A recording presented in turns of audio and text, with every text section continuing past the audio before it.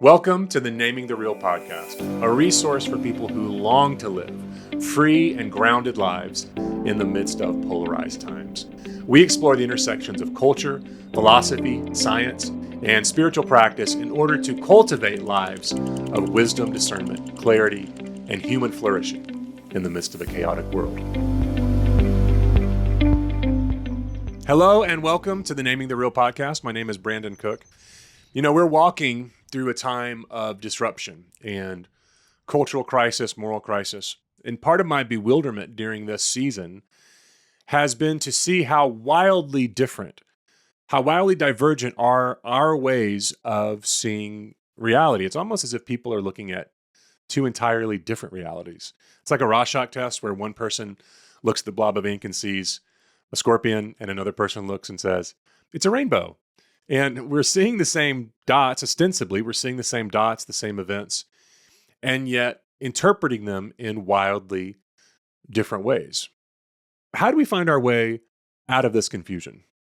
Now, obviously, we know that we human beings at baseline, we have this remarkable ability to justify our own beliefs and preferences, and then to silo ourselves in our rightness. And we are also awash in media and social media algorithms that allow us to continually bathe in the waters of our own perception. But beyond algorithms, culturally, we are running amok in a field of moral fallacies. I want to talk today about moral fallacies, and specifically about the most important moral fallacy, I believe, of our day, which is the yeah, but fallacy. By moral fallacy, I mean a way of thinking or behaving that allows you to convince yourself that you're being perfectly moral, while in fact, you might be being anything but. It's a crowded field these days to choose just one moral fallacy as the central fallacy. You might have thought that I would have gone with might makes right, which I will cover in a future episode, or the newcomer, the up-and-comer, it's not wrong if it's technically legal. But I think that the yeah, but fallacy is the central fallacy because if you don't address it, it's basically impossible to address any other moral fallacy. It's a gatekeeper. Now, the yeah, but fallacy says exactly that. Yeah, but the other guy, or yeah, but the other side. It's a way of shifting the blame or the focus onto someone else so we can avoid any uncomfortable reflection or reckoning with the liabilities of our own thinking or our own position. It's whataboutism. Well, what about this? What about that? What about your immorality? When Jesus said, look at the stick in your eye, instead of focusing on the speck in someone else's, he was calling us out of the yeah, but fallacy. Last week, my boys were throwing sticks in the yard. And I said, don't do that. You'll shoot your eye out. And my youngest son, of course, threw a stick. And I said, hey, what are you doing? Why do you do that? And he naturally pointed to his older brother and said, well, he threw a stick. That's the yeah, but fallacy. It's not me, it's the other guy. Yeah, but. The yeah, but fallacy is a way of avoiding moral responsibility and the challenging burden of thinking. It's much easier to just join a team, join a side, and then reflexively blame the other guys, the Republicans, the Democrats. And then when our own position, when our own side is questioned or threatened, rather than asking, well, is this right? Is this wrong? We've been trained to just say it's not bad because the other guys. So the yeah, but fallacy is self-justification disguised as moral reasoning. And this is a virus. It is a contagion. It is everywhere. It's become a cultural norm. Take the issue of gerrymandering. We are now in what Mark Novikov has called the gerrymandering apocalypse. And gerrymandering is the political practice of drawing electoral district boundaries in a way that unfairly favors one political party or group over others. Thank you, Wikipedia. But following the urging of the White House administration, numerous states have redrawn their boundaries in order to favor their political party, to get more seats in Congress. Now, this is all technically legal, although in a republic like ours, in a democratic republic, we should have a nonpartisan commission that oversees electoral districts.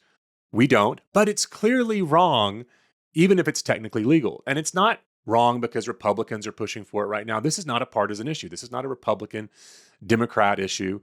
It's not wrong because Donald Trump is pushing for it. It's immoral because it's immoral. Now, I just want to check in. Notice right now, if you are conservative or you lean Republican, that right at this moment, you might want to yeah, but me. And I have an invitation for you to not do that, to don't go to yeah, but in this moment. Now, I posted about this issue, the gerrymandering issue, on Facebook. Oh, Facebook, thou great forum of objective moral reasoning. And the responses I got, in contradiction to me calling it wrong, were almost uniformly of the yeah, but variety. You don't think Democrats have stolen elections? No, I'm sure they have. I didn't say that. We're just doing what Democrats taught us to do. Okay, that doesn't make it right. The yeah, but fallacy is just reflexive now. My brother threw the stick. The woman you gave me gave me the piece of fruit. It's a tale as old as time. Now, this is not some abstract academic conversation. This is a practical conversation that's incredibly important to our daily life, because when the yeah, but moral fallacy becomes reflexive, as it has, or as it is becoming in our society, it completely guts moral imagination. When yeah, but becomes reflexive, it destroys our ability to have discourse, to have conversation. And when the basis for morality becomes centered around comparison rather than conscience, we've destroyed moral thinking altogether. If you sow the vice of the yeah, but fallacy, we will reap decay and decline. So just listen for the yeah, but fallacy all around us. I mean, it is stunning the degree to which this contagion has infected our society. It's kind of like the emperor has no clothes. Once you just name it, you can't not see it. It is everywhere. We are now a society that is continually outraged. We are the amygdala society, outraged, reactive, certain. Outrage feels so good. It is intoxicating emotionally. Morally, it's incredibly destructive. You cannot think when you're outraged. You just find things that will confirm your own biases and get you that feeling of outrage that we become so addicted to. So might makes right maybe the bigger, more destructive, the darker moral fallacy of our day. But yeah, but is the one that makes everything else possible. It is the gatekeeper. You know, I draft these episodes, and by the time, I write the outline, and by the time I record the episode, often a lot has happened in the world, and a lot has happened in the last few weeks. So I want to be clear about something. When I name the yeah, but fallacy, what I'm not saying is, so let's all just have some sort of milquetoast, middle of the road, kumbaya party, some sort of centrism. That's not what I'm talking about. Now is the time for moral clarity, and moral clarity has teeth. Moral clarity has prophetic anger to it. When Jesus overthrew the tables in the temple, that was moral clarity. So I'm not talking about some sort of weak or treacly centrism. So moral clarity doesn't necessarily wear kid gloves. It doesn't have to be sentimental or academic. Again, it has teeth. It draws upon an anger that gives it clarity and power. But at the same time, the only way to sustain that clarity, that moral clarity, is to operate outside of the yeah, but matrix. If you get sucked in to the yeah, but fallacy, your own moral thinking, your own moral clarity and outrage, as appropriate as it may be, will get subsumed by scapegoating and blaming. You cannot sustain moral clarity unless you function outside of the yeah, but matrix. This requires the walking of a higher road. You know, in a world right now where some of the loudest voices are the most immature, and they're the ones that have the microphone, this requires great courage and vulnerability. It can seem like weakness to operate outside of the yeah, but matrix when that's become the cultural norm. But that way that actually seems like a way of powerlessness, this way of practicing nonviolence, it will win in the end. This way of operating, of refusing to participate in the mechanisms of scapegoating and blaming and yeah, but it seems powerless. It's actually the way of power.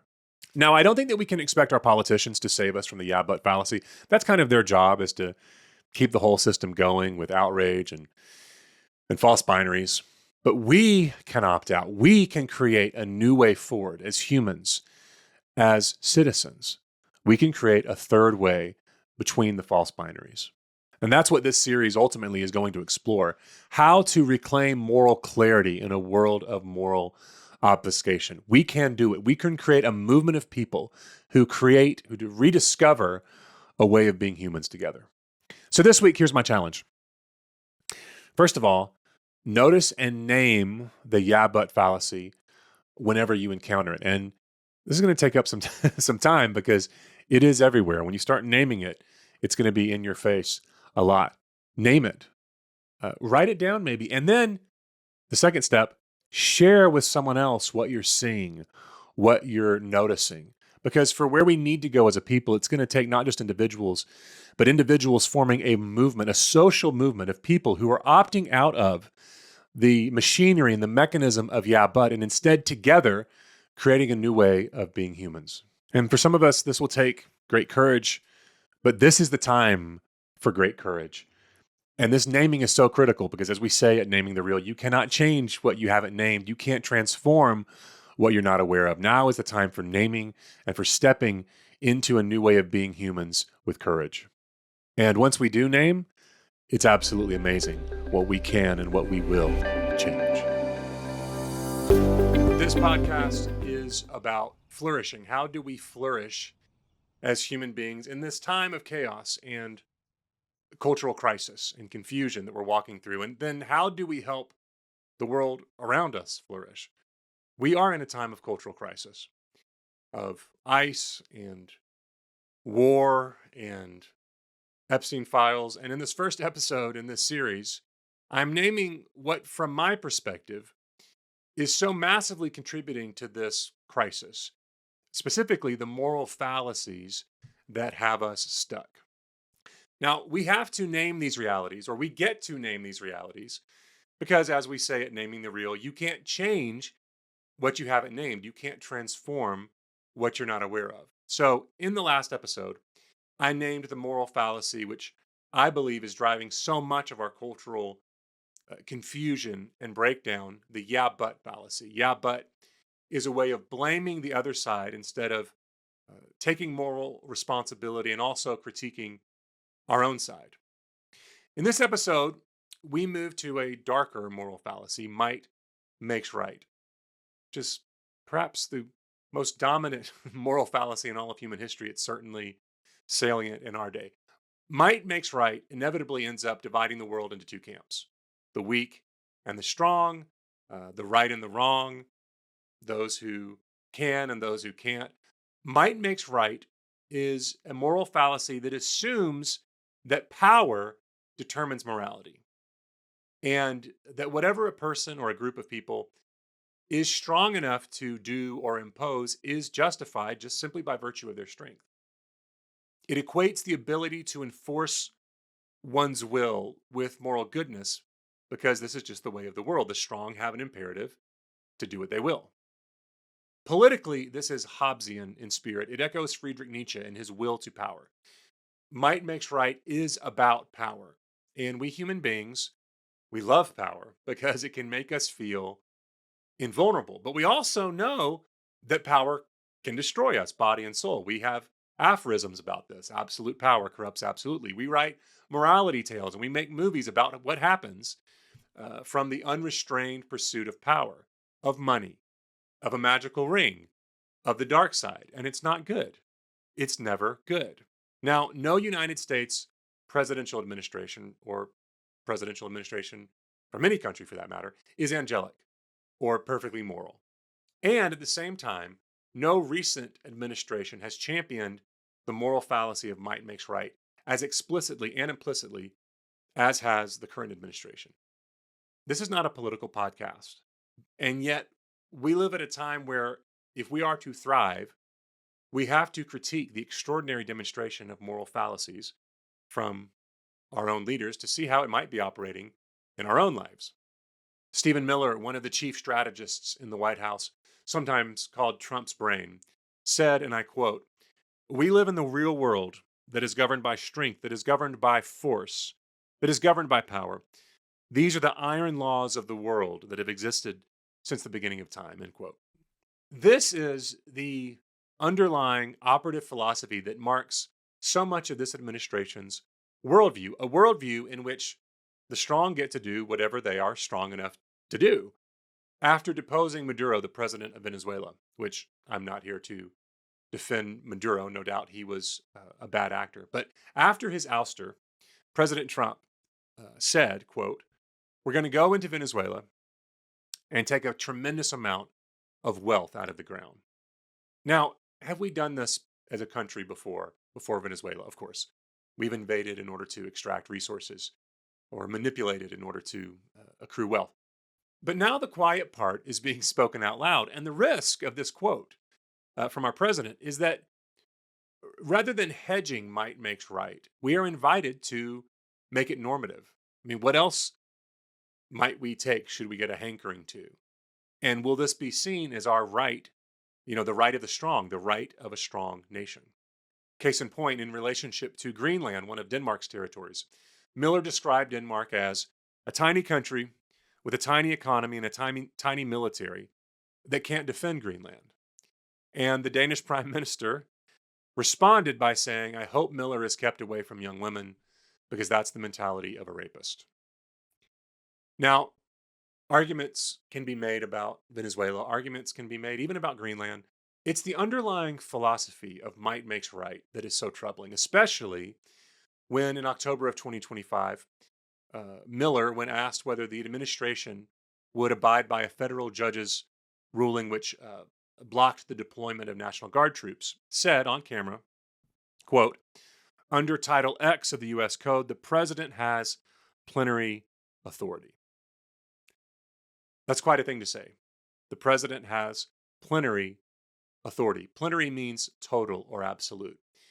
Presidents have broad authority in many domains, but not plenary authority. And there was alarm because of the resemblance of this quote to the political theory of Carl Schmitt, who said, quote, "Sovereign is he who decides the exception." In other words, whoever gets to make an exception to the law using plenary authority is the one who's really in charge. Schmitt, by the way, later joined the Nazi Party. And I'm not saying that anyone that I'm referring to in this podcast is a Nazi. What I am saying is that there are correlations, alarming correlations to Schmitt's political theories, especially when we've seen wranglings to defy judicial orders in contraventions of the norms of checks and balances that make our system work. Now, the current administration and its agencies is not shy about making those correlations explicit. ICE has used a white supremacist Proud Boys anthem, "We'll have our home back again," to advertise, to recruit agents. Secretary of Homeland Security Kristi Noem gave a speech, and on her lectern were the words, "One of ours, all of yours." And many pointed out that this quote is linked to Nazi SS history. That's debatable, but even if it's not connected, what kind of a phrase is that? One of ours, all of yours? It's chilling language which reinforces this either or binary that might makes right thrives on, this us versus them mentality.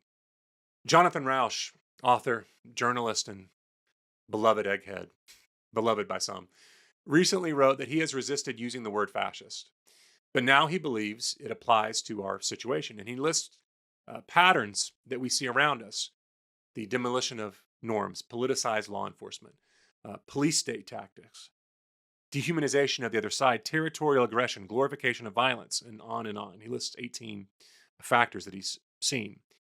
And he says, we don't live in a fascist state, but there's an attempt to accrue power in a fascist way. It's an attempt at fascism.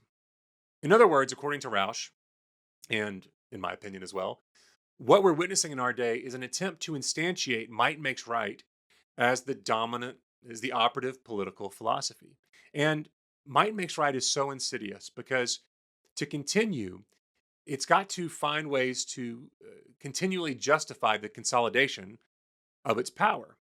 And this often involves the manufacturing or the creation of threats that justify the accrual of power. Might makes right is always in need of threats that can justify its continuance. Once, for example, you've convinced people that an election was stolen and that there's plans to steal more election, even though there's no proof to that end, further power grabs are justified because you're just protecting the nation. Or we can look at what happened in Minnesota this past winter, this past tragic winter 2026, with ICE activity in that city and the tragic deaths of Renee Good and Alex Preddy. Was that just the enforcement of law and order? And by the way, I'm pro law and order. Or are we also seeing the outplaying of might makes right?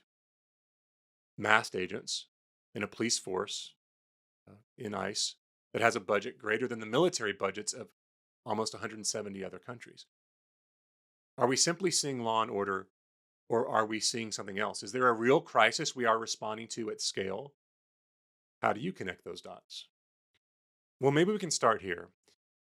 True strength is shown in humility and not in exerting all the power you possibly could. True strength and true greatness is exercised in restraint. This is the way of nonviolence. Now, this is not a Christian podcast. I am a Christian, and I use that word intentionally in a world in which it has been hijacked in so many ways, in many ways destroyed. But I am a Christian, and the Christian way is nonviolence, of not exerting all the power you have, that this is true strength and true greatness. See, it's not that Stephen Miller is wrong. We do live in a world in which might often makes right, in which the powerful get to do what they're going to do. We live in a real world, a world of real politique, where often it is dog eat dog and the strongest survive. And every spiritual tradition that has endured by inviting us to transcend this way of thinking that is of the animal kingdom, has endured by inviting us to transcend the moral fallacy that might makes right. So, how do we reject this fallacy that might makes right? How do we transcend and find a different path, a flourishing path? Well, think about your own life. In your own life, it's actually through cultivating a celebration of vulnerability and powerlessness, and even a celebration of weakness, as crazy as this sounds. It's our weaknesses. It's sharing our weaknesses that connects us and creates a bond that is far more powerful than the mere exertion of ego or might or our sense of strength.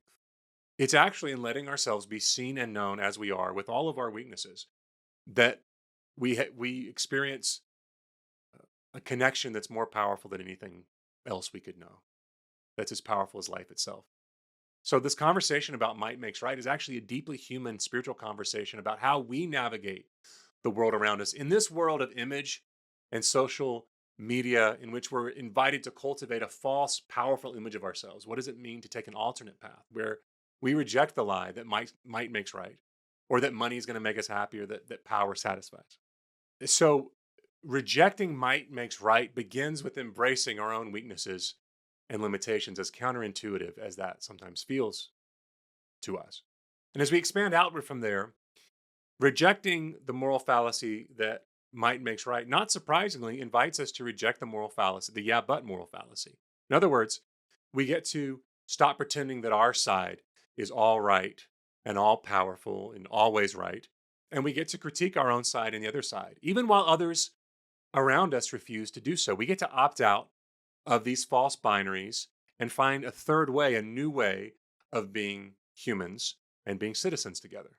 So for good conservatives right now, remain a good conservative, but critique the overreach of this administration as vigorously as you would an administration on the left. And for good progressives, as you critique, look for the faults, look for the weaknesses on your own side, and do not get sucked into bitterness or hatred or rancor. On the right and the left, we get to cultivate a compassionate conservatism and a compassionate liberalism. And we get to create a third way movement, a movement out of these false binaries of A, B, left, right, a movement that says, no, there's actually a different way of being human beings and being citizens together that doesn't involve the unrestrained worship of might and power, and that doesn't involve the unrestrained scapegoating of the other side, that finds a unitive center where we can disagree vehemently and yet hold civility and decency as a common moral center, and where we together reject the lies that might makes right, and we reject the yeah but moral fallacy. This is that moment to find a third way forward. Thanks for listening. I'll be back soon. You know, in the 1980s, President Reagan and Tip O'Neill, who was the Speaker of the House, they were intense political enemies. And there was real disagreement and distance and rancor. What a great word. Um, they fought hard in public. But despite all their dissonance with each other, they respected each other. They would get together and civilly drink whiskey after disagreeing over policy. Now, can you imagine Nancy Pelosi and Donald Trump sitting down to enjoy a good glass of Chardonnay together, a good glass of Talisker? Just try to imagine it. I'm guessing you can't, right? Because the days of respect and mutuality in our politics seem to be far gone. So, what has happened? Why is this? One of the reasons is that moral fallacies have been multiplying. In the first episode in this series, I spoke about the yeah, but moral fallacy, the habit of blaming the other side while excusing any deficiencies on your own side. In episode 2, the last episode, I talked about the might makes right fallacy, by which those with power exercise that power as a sort of new moral center, that power is a moral end in and of itself. And you can almost see the cascade here. First, we excuse our side, blame the other side, and then power becomes its own morality. And then eventually, in this milieu, decency collapses. Indeed, in this episode, I want to talk about the decline of basic human decency, which is fostered by these two moral fallacies. And the moral fallacy here would be the fallacy of believing that norms of respect and decent engagement don't matter. Now, this is not a partisan podcast. This is not Republican versus Democrat. We happen at the moment to have a Republican president, Republican in name anyway, whose lack of decency is my focus today, because I think President Trump's lack of basic human decency is indicative of something about us and our health as a republic. Who the president is reveals something about us as citizens and where we are potentially headed. So I'm going to talk about President Trump, not as an exclusive example of indecency, but because his behavior is uniquely illustrative of where we're going and what we have been invited to accept as normal from this administration, what we have been invited to desensitize ourselves to in order to accept a new normal, reveals how aberrant things have become. It is an indecent time.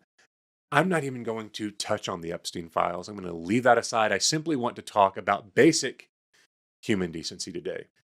Leave alone gross immorality. I want to talk about basic human decency and why it matters. Let's go back a few weeks, months now, and talk about President Trump's response to Rob Reiner's death. After the violent murder of Rob Reiner and his wife, safe to say Rob Reiner was a beloved director, beloved by many anyway. Who doesn't love The Princess Bride? It's about as good as anything except a MLT, a mutton, lettuce, and tomato sandwich. Anyway, so after his death, Rob Reiner and his wife Michelle were committed to many progressive causes. I'm sure they were not fans of the president. After they were murdered, our president wrote this on social media. Rob Reiner, a tortured and struggling but once very talented movie director and comedy star, has passed away together with his wife, Michelle, reportedly due to the anger he caused others through his massive, unyielding, and incurable affliction with a mind-crippling disease known as Trump derangement syndrome, sometimes referred to as TDS. That's it. Let's just sit in that for a moment.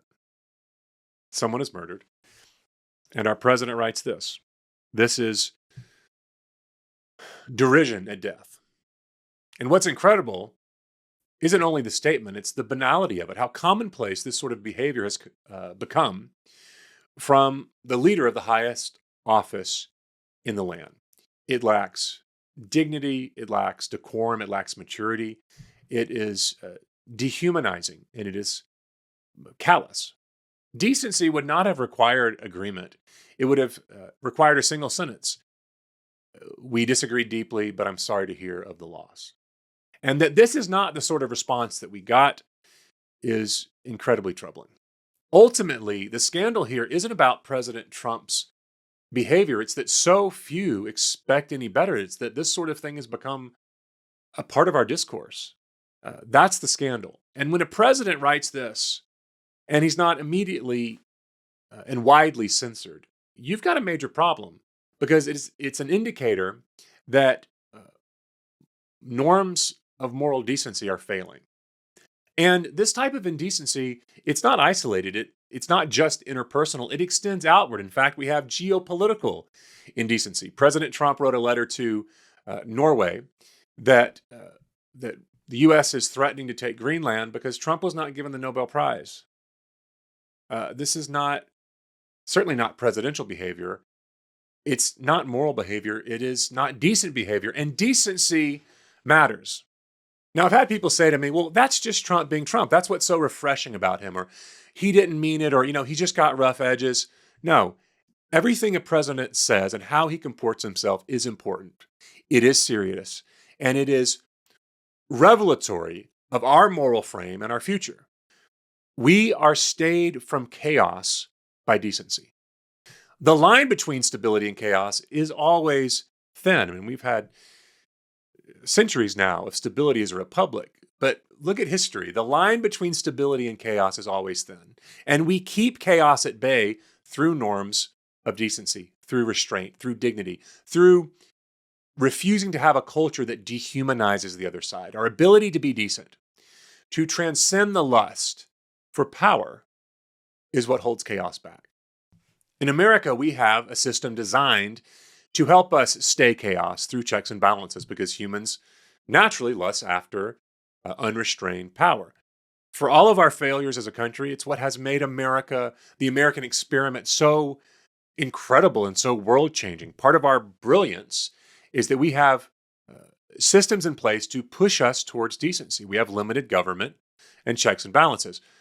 But checks and balances assume a culture of decency. They don't replace it. Checks and balances don't ultimately restrain power. People do. Citizens do. And people only restrain power when they're committed to decency. The American decline that we are in, and yes, we are in a decline, not inevitable decline, but a decline nonetheless. It's not showing up as inevitable catastrophe couldn't be helped. It's not forced by pressure from outside the gates, German hordes. It is internal corrosion. It is the steady erosion of dignity. It is the normalization of indecency playing itself out in grander and grander circles. When a president normalizes political revenge through the arms of the state, when in fact he weaponizes the state, when, for example, Fed Chair Jerome Powell is threatened with a criminal investigation for doing his job, or Senator Mark Kelly is threatened to be stripped of his well-earned pension despite the fact that he did not incite sedition, power replaces restraint and decency collapses. And a frenzy really sets into society. Large segments of the population it's a scapegoating mechanism, right? There's something exciting about having the outrage to blame others and to claim superiority. Large segments of our populations have latched onto this and are caught up in it because we've been reduced to a false binary of A and B. You have to choose only one side. You can't critique both, and you have to go all in on your side. And that's why this conversation is far more about us than it is about President Trump. And that's why we need a social movement, a third way movement, third way rejecting the false binaries of A and B, of people who opt out of the yeah, but blame game. They opt out of might makes right and out of this sort of toxic tribalism we've been invited to and critique their own sides. We need a social movement now. And what does that look like? It looks like, for starters, pushing back when someone on your own side excuses indecency, let alone cruelty. If you're a Democrat, it means fairly critiquing the fact that Democrats ran Joe Biden when he was clearly not compos mentis, when he was not capable of being president. It might mean critiquing the Biden administration's censorship during the COVID era. If you're a Republican, it means to critique President Trump for his brazen indecency and not to excuse it as merely Trump being Trump. It looks like saying, no, that's not decent, even when it costs you your political identity. It means for all of us opting out of the false binary that only one side is ever good and the other side is always bad. It means getting past that immature way of thinking that has become normative for us. Right now, we need less partisans and we need more prophets. And what do prophets do? They critique. When immorality becomes mainstream, as it does through the yeah but fallacy and through the might makes right fallacy and through this, the fallacy of thinking that decency doesn't matter, our first work is to simply name these realities, to name it. And then we need people who escape the machinery of all these moral fallacies by pushing back against indecency whenever we see it and saying that this is not worthy of us, of who we are as a people, of what it means to be an American. We have to move the line back. So no more, oh no, that's just Trump being Trump, criticizing Reiner. No, that is a brazen bit of inhumanity, of callousness, that if it becomes normalized, imperils all of us. If you're a Republican, great, but push back on Trump's brazen, indecent, dehumanizing behavior. And if you're not on Trump's team, don't let your rightful outrage pull you into hatred or bitterness, because then we're all stuck. There is real work for all of us to do on all sides. Let's move the line back. Let's take normal back. Let's name indecency, champion decency, humanity. Let's opt out of the false binaries that radicalized media and radicalized politicians would try to trap us in. Let's reject the lie that might makes right. Let's find a new way of being humans together, of being citizens together. This is our work, to create a third way movement that finds a new path forward. Now, doesn't that sound like a lot of fun? I'll be back soon. I'd like to start with a quote today from Carl Jung. The giant catastrophes that threaten us today are not elemental happenings of a physical or a biological order, but psychic events. Instead of being at the mercy of wild beasts, earthquakes, landslides, and inundations, modern man is battered by the elemental forces of his own psyche. I love this quote because this is always true, but it's never been so true as it is now. It's not the barbarian hordes at our gates or wild beasts, but psychic phenomenon that we're up against. Reality is not external, but internal to us. Even our notions of reality and of truth itself. There's a moment from 2017 that really bothered me, that disturbed me.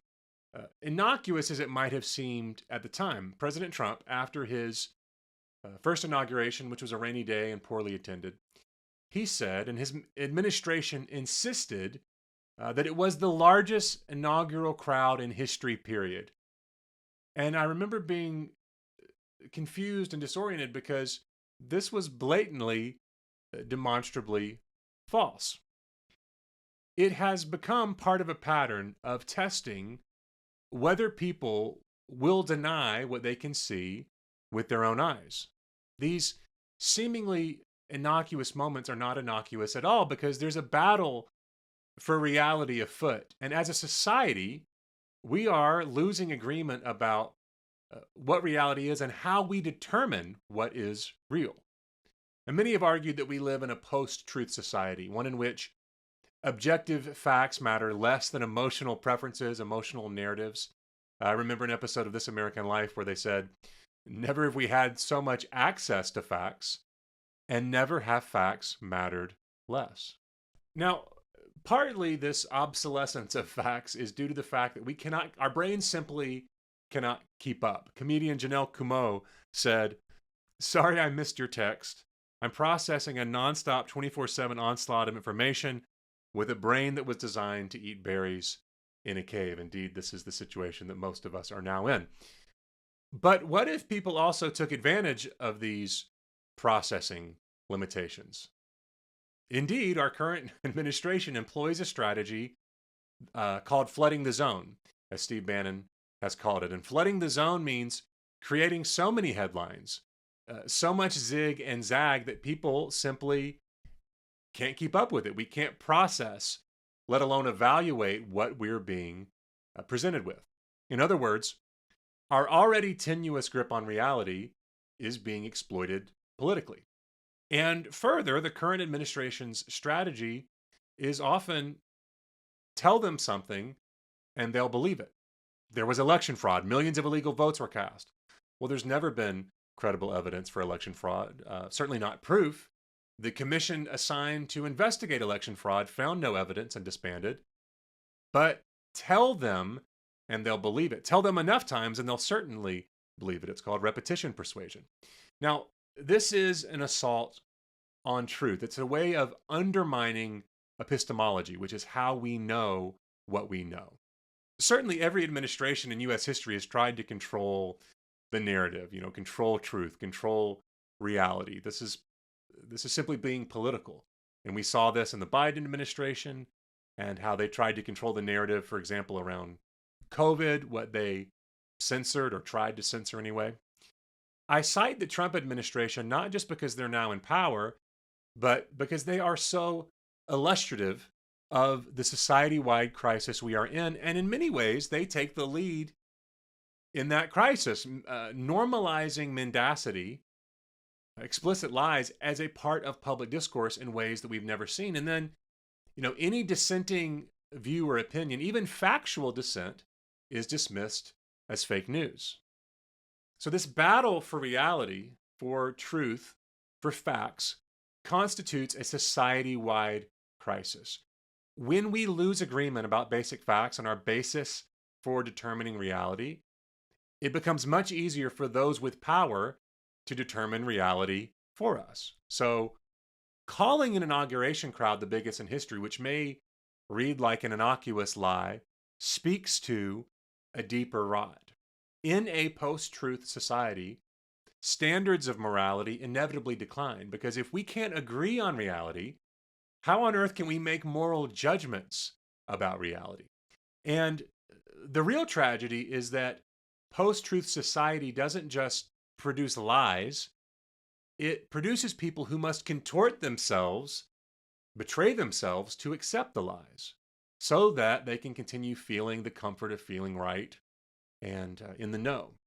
Indeed, the ultimate effect on us is that we're trained to be loyal to one side only. We have to choose a side. We have to contort ourselves into the belief that there's only two sides that are diametrically opposed to each other, and one is right and the other is evil. And you must be loyal. As James Lindsay said, in a healthy society, statements are judged by whether they are true. In an unhealthy society, statements are judged by whether they demonstrate loyalty. Good people, good God-fearing people, lose their goodness in these loyalty tests. So it's incredibly important to say, as an example, no, actually that wasn't the biggest crowd in history. And that's okay, but I'm not going to lose myself to lies. I will not be gaslit. This is step one, to believe no lies. For those who are Republicans or those who are generally pro-Trump, don't be loyal to the extent of betraying facts, betraying reality. And the same goes for Democrats. Refuse tribal loyalty tests. In a world divided into false binaries, we have to find a third way where we don't buy into any single party line. So some of our response becomes very practical. Fact check. Look suspiciously at heavily biased news sources on the left or the right. This means opting out of the outrage cycle, even when that outrage makes us feel so good. This is humility, accepting that reality does not usually, in fact, conform perfectly to our emotional preferences. So refusing lies, number one, and then, and this is key, this is really the battle, accepting that truth and reality is going to be a tension of two opposing worldviews, a unitive tension. There's a long philosophical history exploring this idea and why it is so. It's a tradition that we must recover now, that reality is a unitive tension of opposing ideas, of seemingly opposing forces, of conservative ideas and liberal ideas, of Republican and Democratic ideas. Now, this doesn't mean that truth is always perfectly in the middle, or that we have to be mealy-mouthed centrists who never have partisan perspectives. But it does mean that the other side usually sees something that is imperative for us to grasp, something essential, something the denial of which can cause our own argument to collapse. In other words, our argument can't succeed without incorporating the truth that the other side sees. You might believe markets are powerful engines of prosperity, but don't forget that markets can also generate inequality, monopolies, and wreck the environment if they're left unchecked. You might believe police departments have produced serious injustices and disparities, but don't forget that effective policing is also necessary to protect vulnerable communities from crime. You might believe that patriotism binds a nation together, but don't forget that honest critique of a nation's failures is often what allows it to grow and prosper. Reality, in other words, is more complex than tribal politics would have us believe. And we have to reject the false binary that one side, our side, is the only truth. It's emotionally comforting and beguiling. It's intellectually lazy. We get to be better than this. In a world where we are invited to believe lies, explicit lies, where we're invited to contort ourselves to extreme partisan positions and stay in the outrage cycle and blind ourselves to facts, we get to find a third way forward.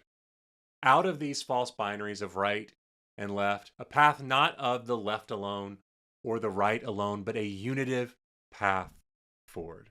This is our work as a people, as a culture, as a society. I'll be back soon with the next episode in the series. In the meantime, we'd love to hear from you. Drop us a line. Till then, talk soon. You know, there used to be a grand American narrative from the city on the hill to the inspiration of the founding fathers to Martin Luther King Jr. and his I Have a Dream speech. Despite all of our failings, this story, this thread that has endured about who we might be, who we might become, you might notice that it's more challenging. It's harder to experience or to find this thread right now. Many of us, we feel like we are living through a malaise, no grand American story. And as I discussed in the last episode, part of that malaise is having a disconnect from reality itself. Facts are not facts anymore. There's outright lies and conspiracy theories trafficked all around us. It feels like we live in a house of mirrors where reality itself is contorted and distorted. And part of this distortion that we're experiencing is that we believe things about our fellow citizens, our neighbors, that simply are not true. In fact, what if the greatest distortion in our society isn't so much what we believe, but what we believe about each other, what we believe other people believe? Social scientist Todd Rose calls this a collective illusion. This phenomenon that we believe things about our fellow citizens that are not true, and specifically we believe they hold extreme views that they don't actually hold. Now, do some people hold extreme views? Of course, but social media amplifies the most extreme voices, and then we assume, well, this must be how people think.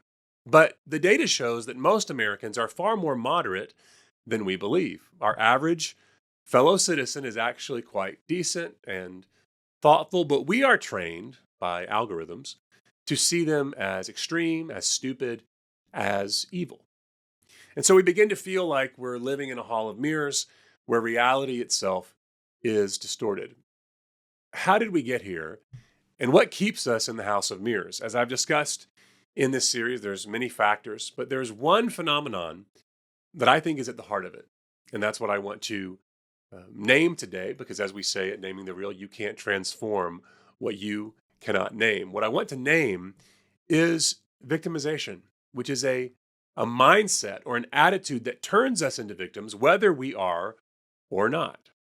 Now, as I've discussed in this series, we have been trained or are being trained as a people to believe that difference in opinion signifies defect in another person, that if they disagree with us, they must be defective, and that the other side is not just wrong, but defective, stupid, evil. We've been trained as well to dehumanize the other side. But beneath these dynamics is something deeper, a belief that we are being victimized. Now, are some people victimized? Of course. But many people are just seeking to believe that they are victimized. Ralph Waldo Emerson said, "Let me never fall into the vulgar mistake of dreaming that I am persecuted whenever I am contradicted." Let me never fall into the vulgar mistake of dreaming that I am persecuted whenever I am contradicted. But this is our society. Disagreement is construed as persecution. And so there's a complex or a mechanism like a virus at work in our society, which contorts reality until we can see ourselves as persecuted, as victimized. The other side is always doing it to us. Everyone is out to get us. This sort of victimhood mentality is powerful because it gives us a sense of moral certainty, but it actually allows us to escape moral responsibility. The reality is, disagreement, difference of opinion, is not an attack. And as Sarah Schulman says, conflict is not abuse. If you look around for this victimization complex, it is rampant. It is everywhere. Comedian Jordan Klepper tells an amazing story about a man he interviewed on his podcast, a man who drove down to the January 6th riot. He punched a police officer in the face. He raided the Capitol. He was arrested and charged and convicted. And when Klepper asked him who orchestrated January 6th, the man said, Antifa. And Klepper said, no, you did. You did. You did January 6th. But that's the mentality. There's a bogeyman who's out to get us. It's certainly not me who did January 6th. That's the power of the victimization complex and its ability to distort reality.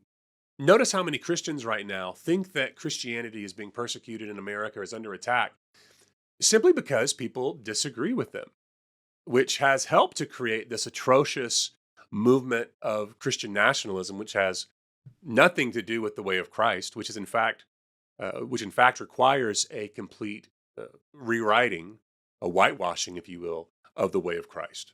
The news cycle now, which is basically just outrage entertainment, as Neil Postman predicted, largely functions through this victimization complex. Part of how you create a mindset of victimization is by cherry picking the most outrageous, the most fringe, the most ludicrous stories you can find of the fringe left or the fringe right, and then platforming it as if it's representative of the other side. This happens all the time. After Charlie Kirk was assassinated, I wept when I heard the news, not because I was a Charlie Kirk fan or follower, but because the violence was tragic.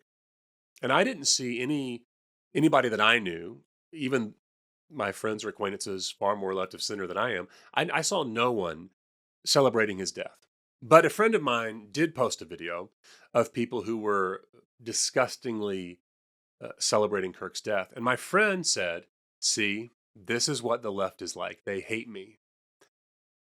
And it's like, yeah, you can always find someone celebrating, some sicko who's celebrating. There's always some loony out there, but it's not the main. And yet our victimhood culture trains us to platform these fringe moments as if they represent the whole. And then the power of being in the persecuted side becomes it's like a drug. It becomes so intoxicating. This is how the mechanism works. So our news media, our social media is constantly sourcing the most outrage and the most outrageous example of outrage they can find, and it increases our collective illusion. Collective illusion is fueled by this victimization mindset, and it increases the feeling that we live in a hall of mirrors and that we can't trust anyone. As an example, our president just this week posted, quote, "Now with the death of Iran, the greatest enemy America has is the radical left, high incompetent Democrat Party." This rhetoric, this type of rhetoric is fueling our collective illusion and our victimization mindset. The other side is our enemy. They want to destroy our country. They want to destroy me. And history shows us that this sort of victimization mindset, which leads us to demonize and dehumanize the other side who is out to get us, ultimately leads to and justifies violence against the other side. The victimization mindset leads to violence. Now, what is our response to this victimization complex, which exacerbates our collective illusion? If that's what's driving us, then the response has to go deeper than politics. It has to be spiritual. This is actually a conversation about our spirituality, whatever your faith may be. As a Christian, I don't believe in Christian nationalism, but I do believe in the way of Christ. That's the basis of my spirituality and faith. And the way of Christ is forgiveness and nonviolence, even when you yourself are being dehumanized. And it's a refusal of the victimized mindset, even when you're truly being victimized. This is Jesus on the cross saying, Father, forgive them. Forgive those who are crucifying me. That is the way of nonviolence in the face of dehumanization.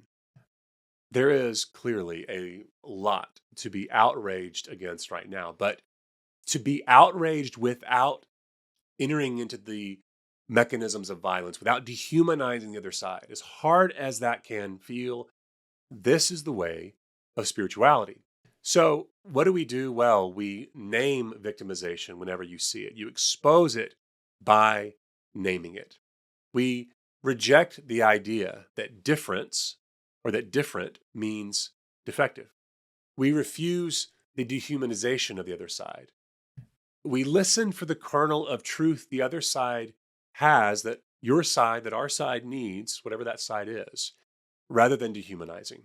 So let us be suspect of sensationalized perspectives or sensationalized media that tries to platform extreme views as representative of us as a people or of the other side. Are there real loonies out there? Of course. But we cannot let that represent the whole. Even if the extreme views are coming from our own leaders or elected representatives, we cannot let their reality become ours.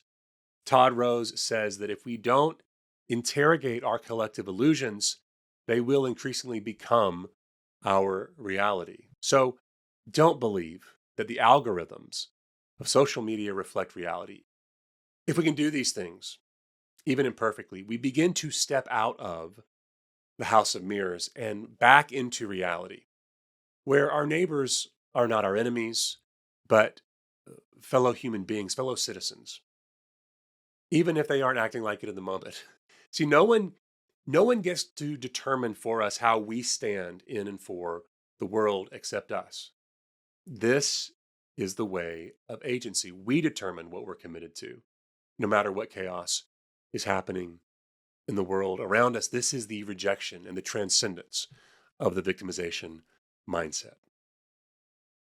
I'm going to be back with more episodes in this series. Until then, may we live with courage and hope for the sake of the world. Talk soon.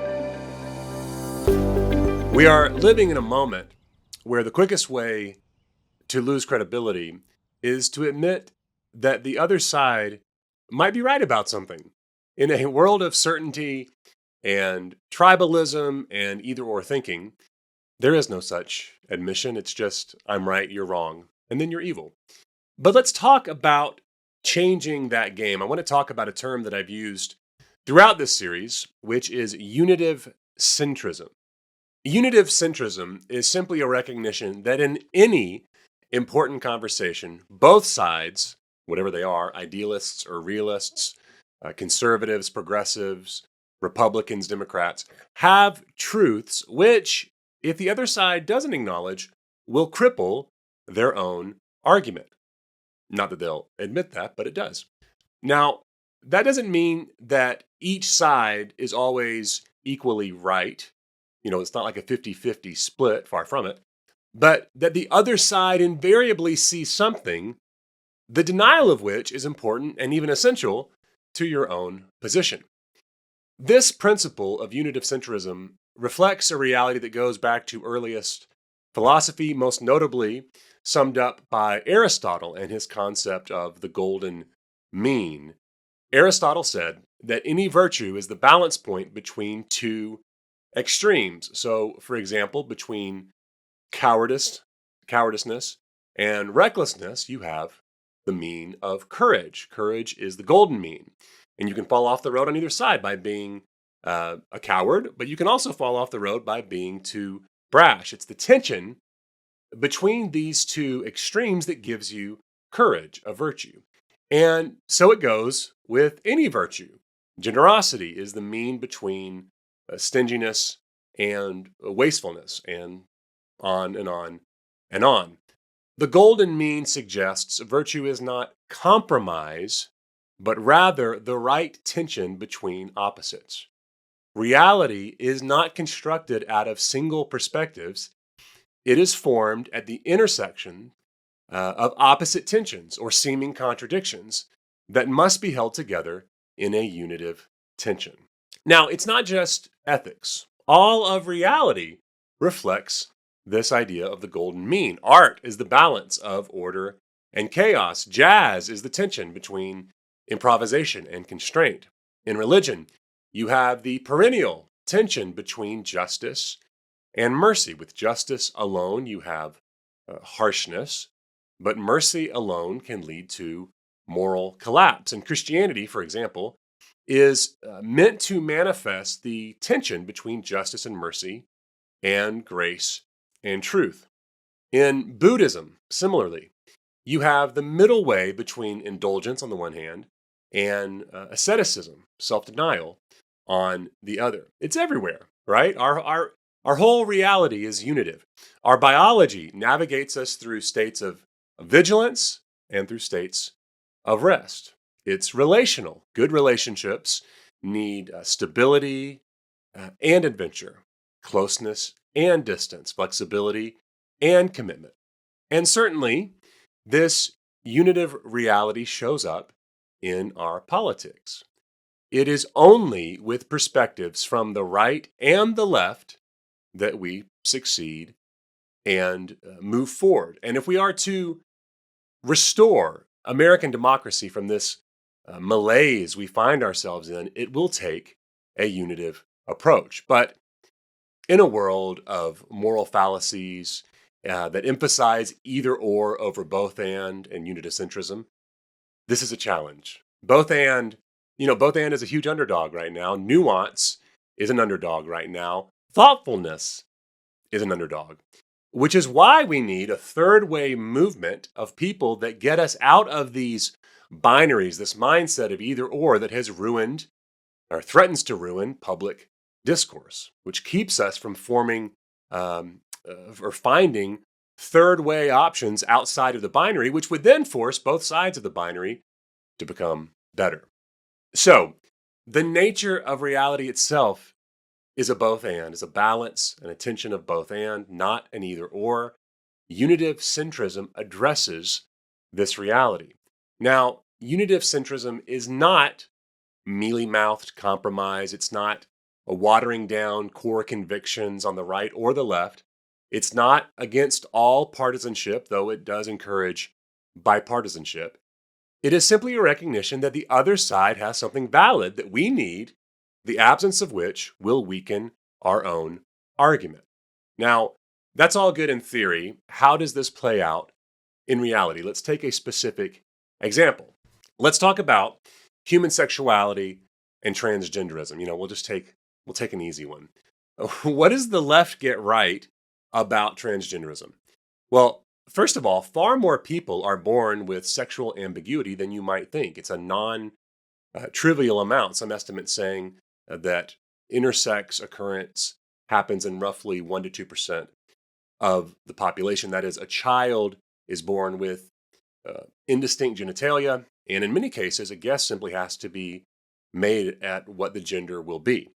Gender dysphoria, which is the psychological experience of mismatch, of identity and matching gender being off, that's more rare, but it's also higher than we might think. It's a non-trivial amount. So, having a compassionate, inclusive orientation towards all people and towards those who experience gender dysphoria or identify as transgender is just a necessity of living in reality with real people who have these real experiences. If your position requires you to dismiss or, God forbid, dehumanize them, your position is out of touch with reality. The left tends to get this. If the right doesn't get this, it ruins their argumentation about sexuality. Now, what does the right tend to get right when we talk about gender dynamics?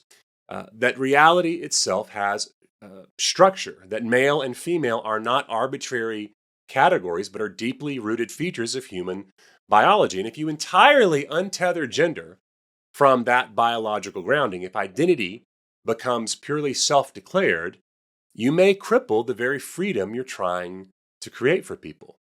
Because if identity is only self-declared, we lose touch with all the communal ways we humans have acknowledged identity and organized around it. In other words, when gender becomes infinitely malleable, as it sometimes does on the left, you've got a real problem. And debates around transgender women competing in women's sports are just the most visible example. The right is right to push back against extreme gender politics and extreme identity politics. And if the left doesn't get this, it can ruin their argumentation. So in an either-or modality, on the left, you'll get identity politics and gender politics where there's this a tendency towards self-declared identity without limit. And on the right, you often get an unwillingness to admit any intersex or transgender realities. And that extends all the way to the extremes of transphobia and violence against trans people, which is evil. In a unitive centrist model, we can create an inclusive reality for people that experience transgenderism or gender dysphoria, while also maintaining that biological sex remains an essential grounding reality. We can have a both and. So again, this is the pattern. The other side has something essential for the balancing of your own argument. Wisdom is not choosing a side, but finding the right proportion. Sometimes the left holds more of that truth. Sometimes the right does, but both have something essential to offer. Now, what does that mean for our present moment? Unitive centrism is always an underdog, given our human bias and propensity to be right and be in control. But over time, our politics has devolved into something close to scorched earth politics, into either-orism at an extreme, where the assumption is no longer that the other side is mistaken, but that they are fundamentally wrong, defective, dangerous, and evil.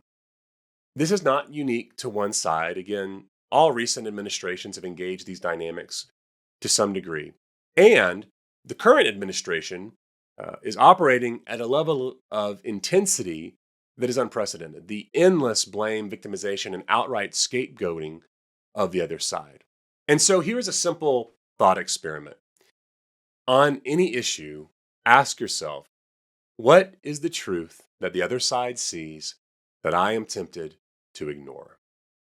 That question, more than anything, begins to break the spell of the binary. What is the truth the other side sees that I am tempted to ignore?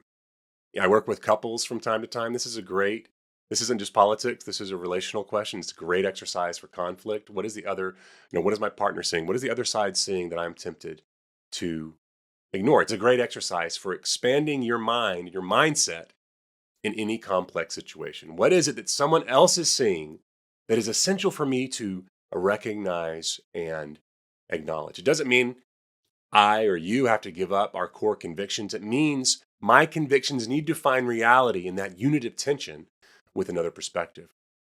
How do we become people of the both and? It is by refusing the mindless tribalism, the outrage culture, the thoughtlessness of the algorithm that's all around us, and recovering a unitive centrist approach to reality, to our spirituality, to our politics. This is our work. Some may say I'm a dreamer, but this is our work. I'll be back soon with more in this series. Until then, may we live with courage again. I've been making the case for unitive centrism. We're trying to make the case. It's a bit like spitting into the wind these days. Unitive centrism is the recognition that the other side has something that is critical for the success of your own argument. Right and left, Republican and Democrat, the other side sees something that you need to see. And this doesn't mean that each side is equally right, correct, but it does mean wisdom is finding the right proportion and holding that tension. As I said in the last episode, all of reality is unitive, including our politics. And as we understand this, we can escape the false binaries, the either or thinking, and the outrage culture, which would have us continually aggrieved and offended. And we can start creating a third way out of the false binaries. Now, to drop in today, how about a pop quiz? Remember those? If I wear a I support public libraries pin on my lapel, who would you guess I vote for? Or if I say I support gun rights, who would you guess? And if I ask you if you're taking Columbus Day off and you say, no, I'm taking Indigenous Peoples Day off, who do you probably vote for? Or if someone drives by in a pickup truck with a 1776 decal in their back window, who would you guess they vote for? You know which of these scenarios points to a Republican or to a Democrat, but how do you know and why? Our political orientation comes from how we've learned to prioritize different values and drives or impulses within us. So, what are these two drives? I'm going to name two that I think are most salient for understanding and appreciating the differences between conservatives and progressives, which in our society plays out as Republican versus Democrat. They are a preference for the individual or the communal, and a preference for the past or the future. So let's break these down a little bit. The individual versus the communal. The right focuses on the resilience and the rights of the individual, on preventing encroachment against individual rights. And the left focuses more on the communal, on preventing harm to the whole. Public libraries, as I mentioned, are a communal good, and the left tends to take the lead there. Same reason the left is more supportive of curtailing gun rights in the belief that it will benefit the whole. The right, with its focus on the individual, pushes back against most anything that seems to curtail individual rights, which is why gun rights is such a bellwether issue for the right. And this brings in the question of power and institutions. The left tends to support institutional use of power to reduce harm, to protect the vulnerable, and to address and correct past injustices, whereas the right tends to see this as an overreach that risks transgressing the rights of the individual. Take affirmative action as an example. The right is very skeptical of affirmative action and any institutional attempt to level the playing field, as it were, if it may transgress individual rights. The left is more likely to see affirmative action as a necessary, if temporary, corrective measure to fix past harms. During COVID, the right, more concerned about threats to individual rights, was more likely to resist mask mandates. Don't tread on me. And many on the left were quicker to go along with mandates for the sake of the whole. Each side is criticized for these approaches. The left, with their focus on the communal, gets accused of overreach or socialism, of wanting to steal from individuals and redistribute to the whole. But we need advocacy for the whole as a society and for the most vulnerable. The right gets accused of indifference to the vulnerable or to the whole. But we need a phalanx in society doing the hard work of saying no, drawing lines that protect the individual from overreach. And these dynamics play out endlessly. The left is quicker to see systemic injustices. The right is far more likely to focus on individual responsibility. And you can see the conundrum. If you only focus on systems without addressing personal responsibility, the systems are more likely to fail. But if you only focus on individual responsibility, you can miss real systemic injustice. A unitive centrist model allows us to pursue both without demonizing the other side. Both sides are pursuing real and important values. So that's number one, the preference for the communal versus the individual. What about number two, a preference for the past versus a preference for the future? Broadly speaking, the right focuses on preserving the past, and the left is more focused on progressing into the future. The right puts more focus on the past, on tradition, on history, and to idealize it and hold it sacrosanct. So the pickup truck with a 1776 decal in the window, it's not just a truck, it's a worldview. It's a preference for honoring the past in a very specific way.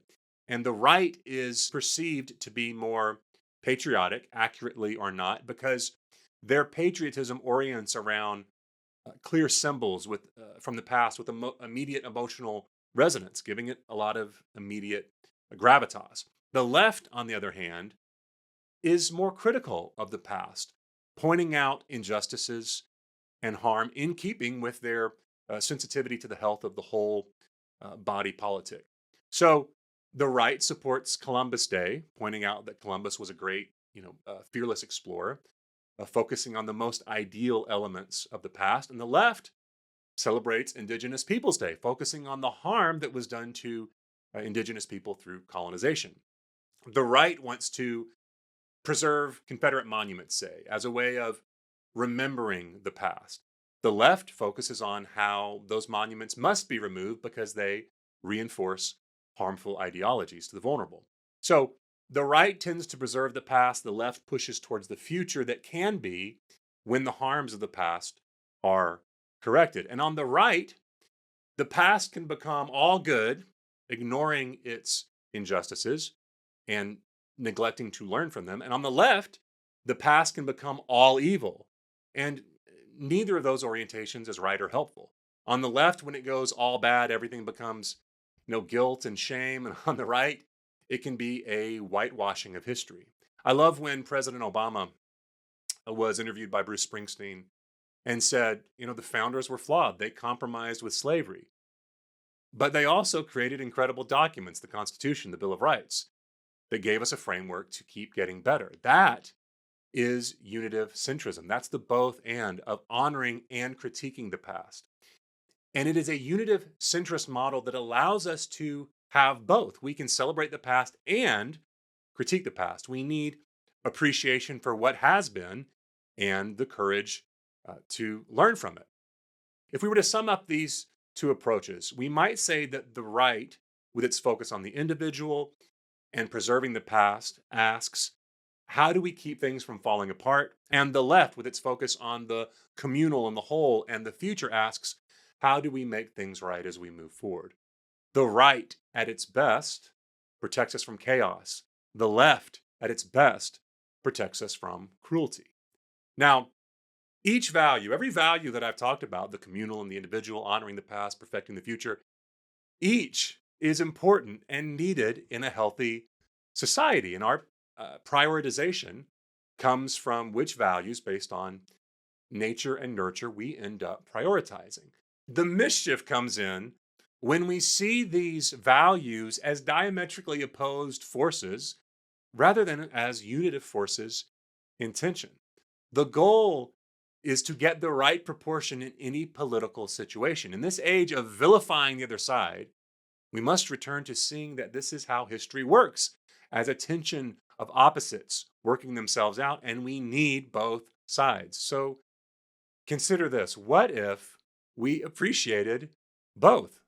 And what if, when engaging political discourse and debate, we were required to first name and acknowledge and validate the other side's genuine concern? I'm not talking about validating extremists or extreme views. Not every crazy belief deserves validation, but the vast majority of political debate takes place between two opposing goods, not a good and an evil.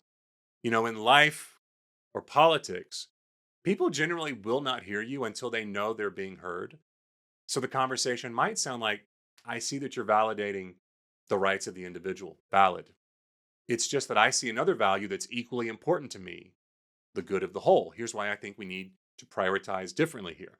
That's a very different type of political conversation that invites people to think rather than be outraged. And our work is to create a third way, a unitive centrist way forward that pushes back against the scorched earth, either or, all or nothing regression that we have fallen into. It is tough work, but it is important work because reality itself is unitive.